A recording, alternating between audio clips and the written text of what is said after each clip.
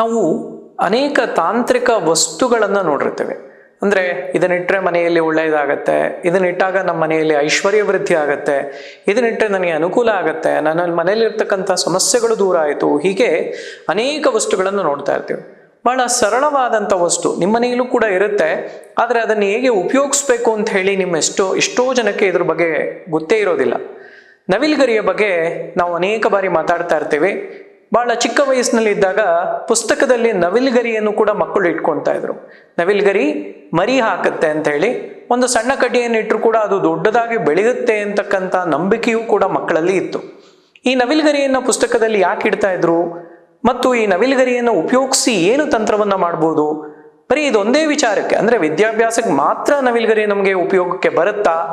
ಇದರ ಬಗ್ಗೆ ಒಂದಷ್ಟು ವಿಚಾರಗಳು ನೋಡೋಣ.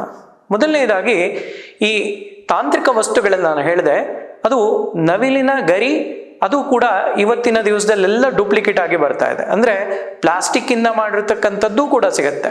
ಆದರೆ ಇದು ನ್ಯಾಚುರಲ್ ಆಗಿ ಒರಿಜಿನಲ್ ನವಿಲುಗರಿಗಳನ್ನು ನೀವು ಉಪಯೋಗಿಸ್ತಕ್ಕಂಥದ್ದು ಒಳ್ಳೆಯದು, ನೈಜವಾಗಿಯೂ ಕೂಡ ಇರಬೇಕು.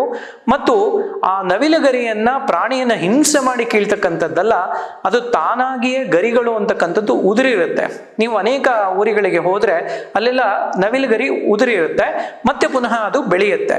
ಅಂತಹ ಗರಿಗಳನ್ನ ನೀವೇನಾದರೂ ಸಿಕ್ಕಲ್ಲಿ ಮಾತ್ರ ಇದನ್ನು ಉಪಯೋಗಿಸಿ.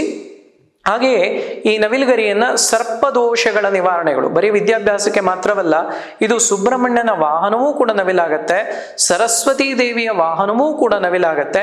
ಹಾಗಾಗಿ ಯಾರಿಗೆ ಈ ಒಂದು ಸರ್ಪದೋಷಗಳು ಅಂತಕ್ಕಂಥದ್ದಿದೆ, ಆ ಸರ್ಪದೋಷ ಇರ್ತಕ್ಕಂಥವ್ರು ಕೂಡ ತಮ್ಮ ಬಳಿಯಲ್ಲಿ ಒಂದು ನವಿಲುಗರಿಯನ್ನ ಇಟ್ಕೊಳೋದ್ರಿಂದ ಮಕ್ಕಳ ವಿದ್ಯಾಭ್ಯಾಸದಲ್ಲೂ ಕೂಡ ಪ್ರಗತಿ, ಮತ್ತು ಸರ್ಪದೋಷಗಳಿದ್ದಾಗಲೂ ಅದರಿಂದ ಆ ಒಂದು ದೋಷವು ನಿವೃತ್ತಿ ಆಗ್ತಕ್ಕಂಥದ್ದು.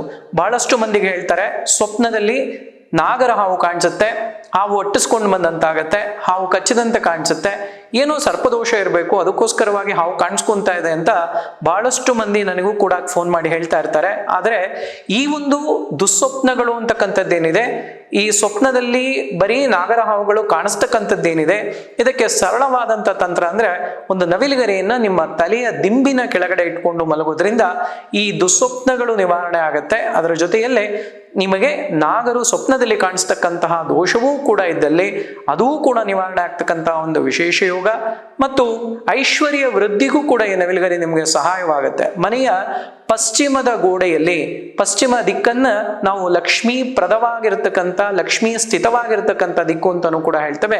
ಹಾಗಾಗಿ ಯಾರು ಪಶ್ಚಿಮ ದಿಕ್ಕಿನ ಗೋಡೆಯಲ್ಲಿ ಈ ಒಂದು ನವಿಲುಗರಿಯನ್ನ ಅಥವಾ ನವಿಲುಗರಿಯಿಂದ ಮಾಡಿರ್ತಕ್ಕಂತಹ ಒಂದು ಅಲಂಕಾರಿಕ ವಸ್ತು ಆಗಬಹುದು, ಈಗ ಬೀಸಣಿಗೆ ಇತ್ಯಾದಿ ಎಲ್ಲವೂ ಕೂಡ ಸಿಗುತ್ತೆ, ಇದನ್ನ ಪಶ್ಚಿಮದ ಗೋಡೆಯಲ್ಲಿ ನೀವು ಹಾಕೋದ್ರಿಂದಾಗಿ ನಿಮ್ಮ ಮನೆಯಲ್ಲಿ ಐಶ್ವರ್ಯ ವೃದ್ಧಿ ಆಗ್ತಕ್ಕಂತಹ ಒಂದು ವಿಶೇಷ ಯೋಗವೂ ಕೂಡ ಆಗತ್ತೆ.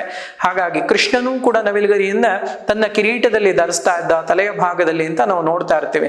ಕೃಷ್ಣ ನವಿಲುಗರಿ ಇಲ್ಲದೆ ಕೃಷ್ಣನ ಚಿತ್ರವೇ ನಮಗೆ ಅಪೂರ್ಣವಾಗಿ ಕಾಣಿಸುತ್ತೆ. ಒಂದು ಬಾಲಕೃಷ್ಣ ಇರಬಹುದು ಅಥವಾ ದೊಡ್ಡವನಾದಂಥ ಕೃಷ್ಣ, ಈ ರೀತಿ ಯಾವುದೇ ರೂಪದಲ್ಲಿ ಕೃಷ್ಣನ ನೋಡಿದ್ರು ಕೂಡ ಆ ಒಂದು ಚಿತ್ರದಲ್ಲಿ ಕೃಷ್ಣನ ಜೊತೆಯಲ್ಲಿ ನವಿಲುಗರಿ ಇರೋದನ್ನು ಕೂಡ ನಾವು ನೋಡ್ತಾ ಇರ್ತೀವಿ.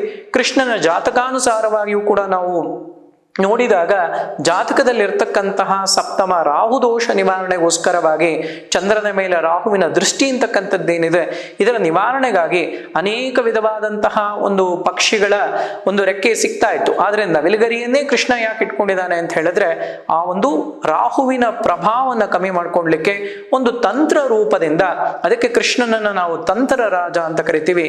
ಹಾಗಾಗಿ ಈ ನವಿಲುಗರಿಯನ್ನ ಭಗವಾನ್ ಕೃಷ್ಣನೂ ಕೂಡ ಉಪಯೋಗವನ್ನು ಮಾಡ್ಕೊಂಡಿದ್ದಾನೆ. ಹಾಗಾಗಿ ಸಾಮಾನ್ಯ ಜನರಾದಂಥ ನಾವು ಈ ಒಂದು ಸರಳವಾದ ತಂತ್ರ, ಎಲ್ರಿಗೂ ಸಿಗ್ತಕ್ಕಂತಹ ಒಂದು ವಿಶೇಷ ವಸ್ತು ಅಂತಾನೆ ಕೂಡ ಹೇಳ್ಬೋದು. ಹಾಗಾಗಿ ಬಹಳಷ್ಟು ಜನಕ್ಕೆ ಇದರ ಬೆಲೆ ಗೊತ್ತಿಲ್ಲ. ಹಾಗಾಗಿ ಯಾರು ಇದನ್ನು ಸರಿಯಾಗಿ ಉಪಯೋಗಿಸ್ಕೊಂತಾರೆ ಅವರೆಲ್ಲರಿಗೂ ಕೂಡ ಮಂಗಳಗಳು ಉಂಟಾಗತ್ತೆ ಅಂತೇಳಿ ತಿಳಿಸ್ಬೋದು. ಸಮಸ್ತ ಸನ್ಮಂಗಳಾನಿ ಭವಂತು.